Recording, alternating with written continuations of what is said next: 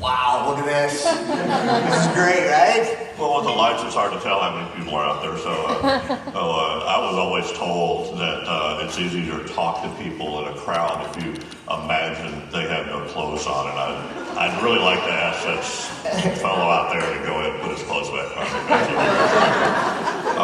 So we're going to be speaking to this side of the room. Yeah. Justin, I've read the book. I know who you are. Your story is amazing. But one thing I wanted to mention that the people here in Aaron and Tom don't know is that I'm bipolar. And after my wife died a year and a half ago, I was very close to ending it all. So I know what you've gone through. Well, I don't know what you've gone through because reading the book, I work at home and occasionally I'll get sucked into Days of Our Lives. And I think you've got the next year's plot here from some of the stuff you've been through, the injuries, the relationship with women, all kinds of things we'll get to. But let's get to the crux of the change, the suicide attempt, which fascinates me. You drove up into the mountains with your dog, and you figured this is the day. This is where the pain ends.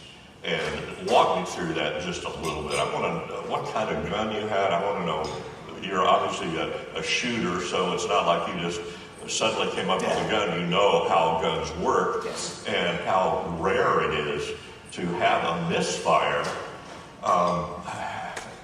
Do you know what was going through your mind then, or was it just kind of a blank? Well, sort of. So having a mental blessing, and I'm going to call it a mental blessing. Disorder, illness, those type of terminologies, to me, it's on the negative side. So I wouldn't be the person I am today without having my blessing. So I had went through probably a year and a half of just not feeling right. I wasn't diagnosed at that time. I had no idea. I just knew that things weren't right. The mind processes weren't right. I was constantly thinking about how worthless I felt as a person, where I didn't belong, how life would be better for my children, for my family, for my friends, for everybody around me, how everybody would be better because I was a burden. So the story basically goes as this. I woke up, it was a typical morning, and so I woke up, I kissed the kids, I grabbed my dog, and we went out and did our typical job site check.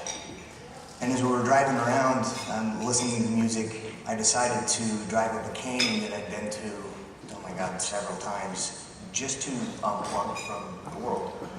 So as I'm sitting up on top of the mountain, I let the dog out, and she's running around, and she's just happy, and I can see the happiness of the dog. She just is happy. Yet I'm sitting in the truck in complete despair, sobbing and listening to music and trying to just gather my thoughts. Now, the big word that I want everybody to understand is irrational. That's the word. In one brief moment of irrational thinking, I reached into the center console of my glove box, grabbed my pistol, I loaded it, I put it to my head, and I pulled the trigger.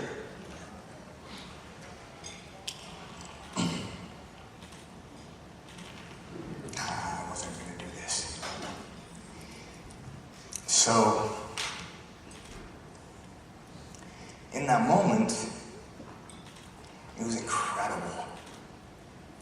Because the emotion that I had inside of me, the despair, the hopelessness, the adrenaline that the misfire gave me, immediately popped me out of everything. So I had the mindset to jump back in the truck, grab the dog, and we bombed down the canyon, and I called my doctor and kind of explained to him what had went on. And through that process, it was, all right, how do you feel on this, or what do you feel here? And we went through the sheet, and it was, it's the questionnaire forms, and at the end of the day, he's like, man, you are like the poster boy for type 1 bipolar. So I was okay with that, but I didn't understand it. I didn't know. And so I was really good at hiding it. I'm still really good at hiding it. And so I hid it for until I was 42, 43. Right. And I honestly, at the end of the day, I figured, you know what? I'm too old, and B, if people are gonna judge me, I don't give a shit. Like, if you don't like me, that's fine. I'm gonna be who I am.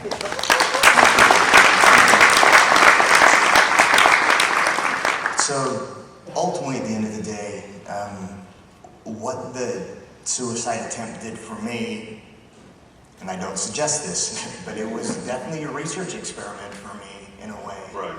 Because what I noticed is the second that it did not go off, I unchambered the bullet, it flipped up in front of my face, lands in my lap, and I pick up the bullet and I look at the back of it, and you can see where the firing pin hit on the back of the bullet.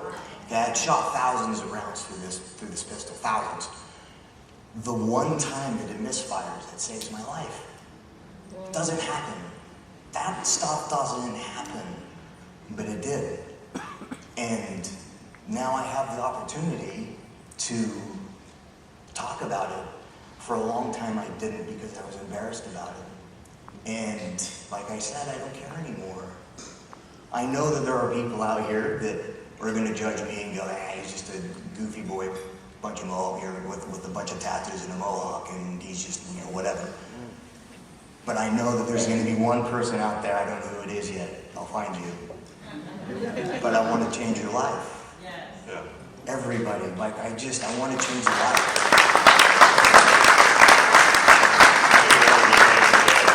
That I always ran through my mind when I was considering it is, I can do it tomorrow.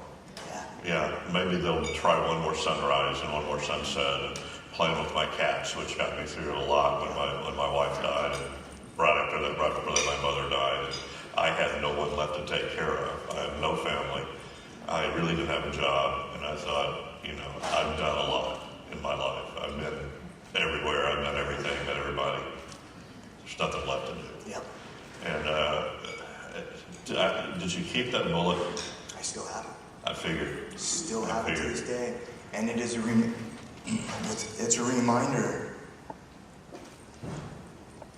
It's a reminder to me that little piece, that was my quit. That was my give up. I won't do it again. I will not do it again. So let's talk a little bit about how you got there. Growing up, you were a pretty wild kid, willing to try anything. Yeah. The risk versus reward gene. I listened to the laughs. You're like, no, man, that guy. Yeah, the risk versus reward gene apparently never made it into your system. That everything was reward and risk was just something that you really don't consider. When did you know something was wrong? If you talk to my mother, it was June 19th, 1973 at 4:55, and I was born at 4:54. Can you be more specific? Apparently I was a ball of fire from day one, so it was good. I was always exciting, I guess. Yeah. It was a little different though. So I was the fearless guy, and this is gonna hit some people. I know it is. I was the fearless guy for acceptance. I needed the acceptance. So I'm a little guy. I'm short. I'm 5'5", $140, right? I'm closer to 50 than I am 40, and it's okay. You know what? I'm going to stop right there for a second. I lose my train of thought all of the time. Okay, all of the time. I have so many things going through my head. So when I lose my train of thought, if someone could just say you were talking about this, I'll remember. I promise. That's my job. Yeah, that's your job. I can't remember. So, well, what happened at 4:55? I was, born and came into the world, and my development years, I lived with my mom. It was just me and my mother, and I'm an amazing mother, and I had a great childhood for what I knew. What I also knew is that every time that I walked out of my house of safe and comfort, I was on fight. There was no such thing as flight for me anymore. I was on fight mode constantly, because the second that I walked into school, bullying, nonstop. So I'll tell a quick story. I was, here again, this is why I talk about the height a little bit, and we'll cut the small talk here in a minute. So, some of you caught it. So, I joined the basketball team in my junior high year, and the shortest kid on the team, and I wasn't any good at it, but I wanted to try. I wanted to be part of something, because I never was, and so I made the team because they didn't have enough people. And I remember our very first game. It was an out of town game, and I was really excited. And they made the announcement over the intercom of, hey, basketball players, go get ready for the game. So I went into the locker room, and I opened up my locker, and everything, my gear and all my stuff was wet.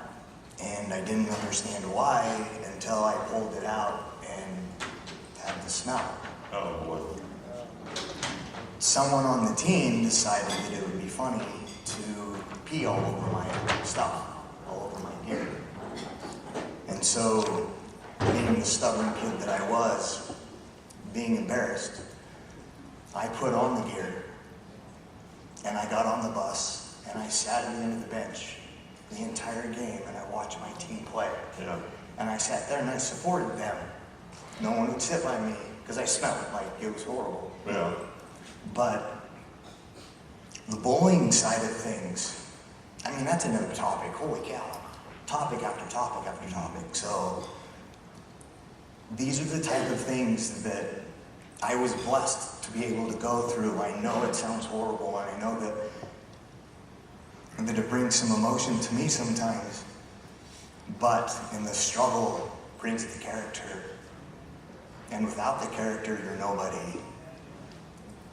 It's just my opinion. Yeah. Yeah.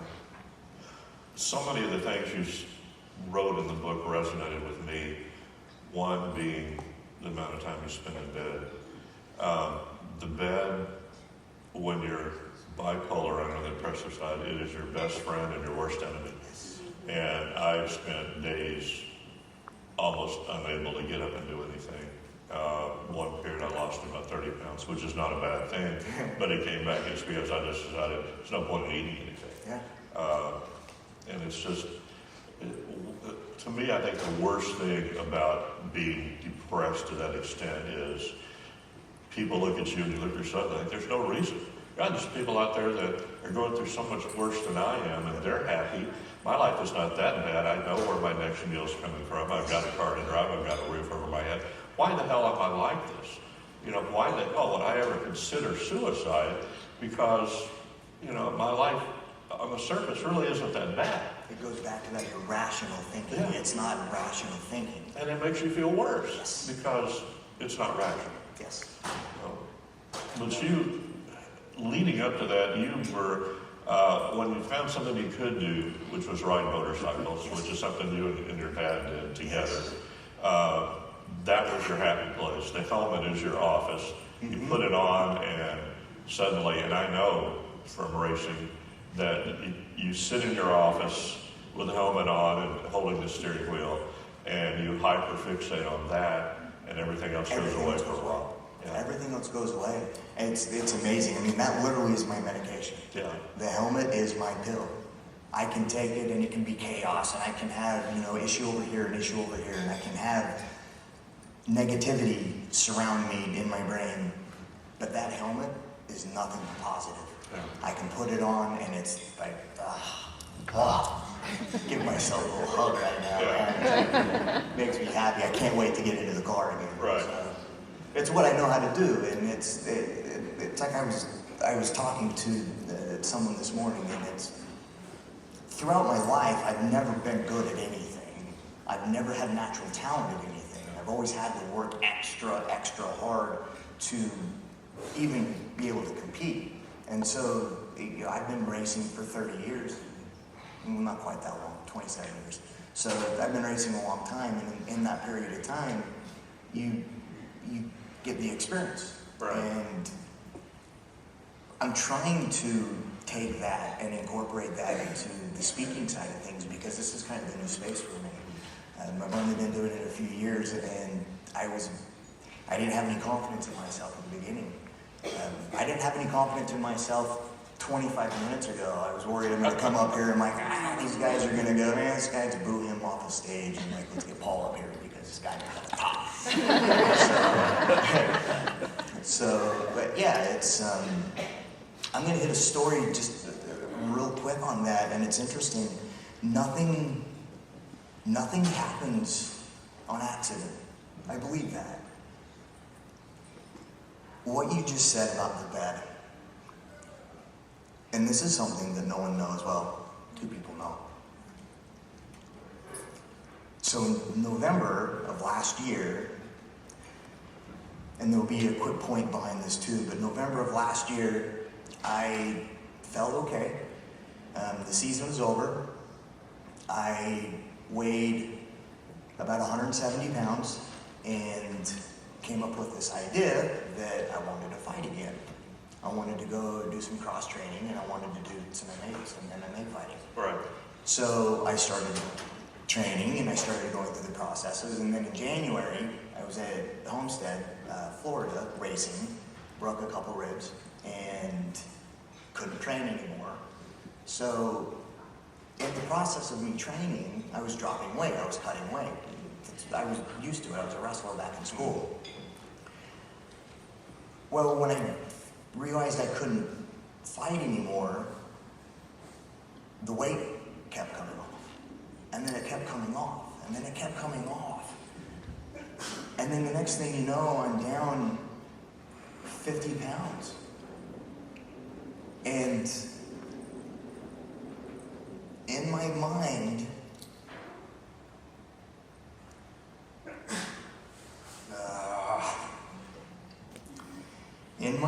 I'm hoping it was cancer. In my mind, I was hoping it was something that would take me. I wanted it so bad.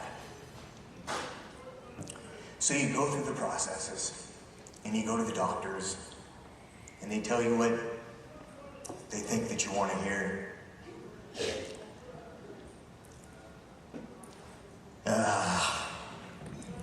This is rough because this is new. This is something that's happening in my life right at this very, very moment. And this is because it doesn't go away. My first manic episode was when I was 13 years old.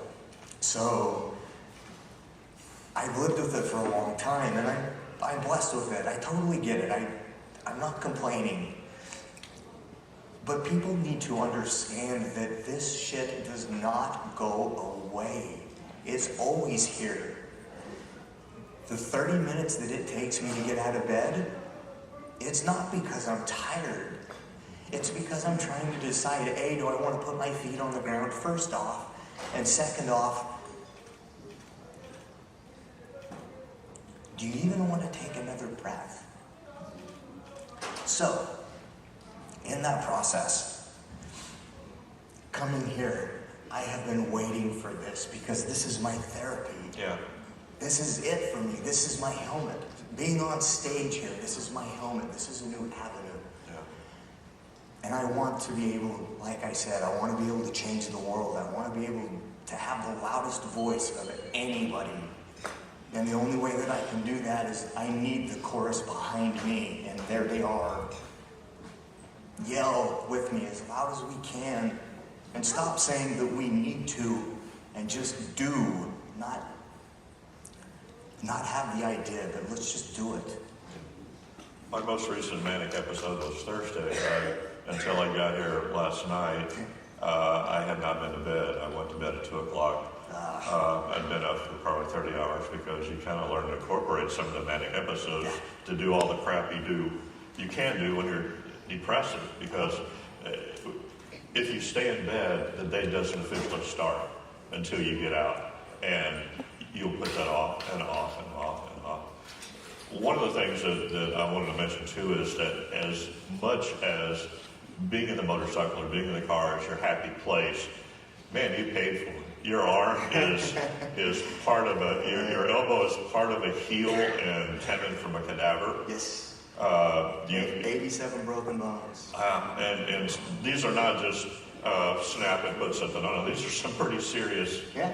I mean, taking the chances that you've taken to be good is that if 1 out of 100 doesn't work, you're going to remember that for a while because you're going to be in a hospital bed for a while. Yes, but I tell you what, though, that trophy lasts forever. Man, when you have that, yeah, I can have a broken arm, and I can be in a wheelchair, I can have the people that take care of me go, you're never racing again, but when I walk through that door and I can see that trophy, and man, you know what? You won, brother. Right. That's it. Just in case anybody is curious, it's 87 broken bones, 19 surgeries, 9 plates, 12 rods, 200 screws, cadaver parts. So I've got a heel bone and an Achilles tendon grafted in my tricep. I've had punctured lungs, bruised hearts, bruised kidneys. I've had 13 concussions that we know of. And I physically have died twice. So, and I cannot wait to get into the race car again. I got to tell you though, Justin, I'm 20 years older than you. It does not get easier. It does not get better. You don't heal up quicker when you get older. I know. Yeah. That's why stem cell research is amazing. Okay, hold on. Yeah, is that it? Yeah. I was telling Paul before this, it's one of my bucket list things is to do a comedy skit, and so I'm trying to incorporate a little bit of that into this. Some of the stuff you've been through though, Justin, some of your personal relationships with women, basically, to some extent you've sabotaged because, you know, it's a terrible thing to know that you're basically in control of your body, but your mind is in control of you, and you can't trust it. You can't trust it anymore. And, you know, things happen that are beyond your control, and you have to be able to deal with them. You have to be able to mask them. Yes.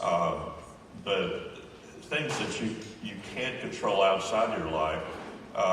One brother died of a drug overdose. The other brother is paralyzed from a motorcycle crash. Yes. Just dealing with that, I don't have any brothers or sisters. I have no family. But I think if I did, that alone is got to be devastating. It was hard. I'm not going to lie. I didn't get to spend much time with my dad growing up. We had to do the motorcycle stuff here and there. But I grew up in my single mother, right? I mean, she's the one that raised me, and then when she got remarried when I was 9, they immediately had my youngest brother. Split families are interesting, so I have that experience, and so I know what it feels like to be a 9 and 10-year-old kid in a family setting that you're the third wheel. Right. There was my mother and her husband that wasn't my dad, and they have a child together. Yeah. And then there's me. Right. And so I felt that, and I felt that through most of my childhood. And then when my mother said, all right, fine, I can't deal with you anymore, you need to go spend time with your dad. And so I went and spent time with my dad. Well, my dad's married, and my dad had a wife, and they had a kid, and then there's me. And so I learned at a young age that my personal independence, the one person that I can rely on, the one thing that I can control, Yeah. and that's it. There's nothing else. Right. Anybody else and anybody else's opinions, that's fine. They can think what they want. So the struggles, the problems, the issues that we go through, I think that's why a lot of why I really promote tolerance for everybody.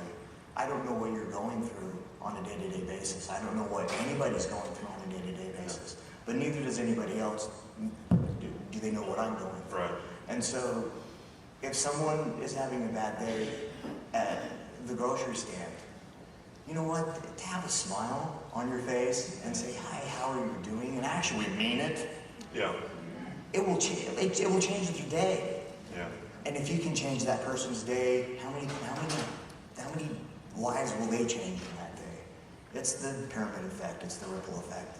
Yeah, I agree. That's one thing I've learned over the years is you don't know what somebody's going through. Exactly. So you try to give them the benefit of the doubt until they prove you wrong. So Yes. we've kind of gone up to the point of you driving up into the mountains with your dog. Post that, when you finally learned you couldn't ride motorcycles anymore because you basically had no brains left that couldn't be scrambled, you found off-road truck racing, and that seems to be some place that you've really excelled. Yeah. And at least you have a cage around you when you do that. Yeah, well, for the people that don't know, there's a racing term, and Steve will get this all the way through, but there's a term that they say with age comes a cage. So the older that we get, right, so on a motorcycle, when you're 16 years old, right, you can bomb through stuff, and you can weed it up, and you can yard sale, break bones and stuff, and get up and do it again the next day. When you get a little older, past 40, that crash hurts a little longer. Oh, yeah. So we put a cage around us and helmets and neck restraints. You tend to have responsibilities that, like a business or stories do, that it's hard to say I did something really stupid consequently. The thing is, I still don't have that though. I don't, like my doctors have told me my entire life, I do not assess risk. I don't know what that means. Right. I don't know what it means. And it's funny, it sounds funny, but I was always that kid that if anybody else didn't dare to do it, they'd go, JP will do it. Right. And I would just do whatever. I jumped off of a 130-foot cliff into a water that I was 12 when I did it. Yeah. And it was a peer pressure thing, it was an acceptance thing, but it was a holy cow, he actually did it type thing too. So I don't have my glasses on, so I think I'm getting maybe we need to wrap this up. But I got one more quick question. How are meds working for you? Because they're not working well for me. So, or they work well for a month, and I think it's solved, and then all of a sudden it's back. So this is, I'm hoping we'll get some laughs, but it's, there are three things that I don't talk about. I call them the 3 Ps. I don't talk about pills, profits, or politicians. Those are the three things that I don't talk about. And the reason why is mental health does not have an aisle. There's no separation between mental health. We're all the same. Yeah. So I don't feel, in my opinion, I don't feel that those type of things are necessary in certain moments. On the medication, I'm not a doctor. And so I've tried everything possible and I did it. So. There's no miracle pill out there. I can tell you that. It just hasn't. You try combinations. It's like a recipe. Yep. They work for a while, then they don't work. But in the end, it's just you in your head. Exactly. And either deal with it or not. Yep. What do we get? Listen, let's give a round of applause to Stephen.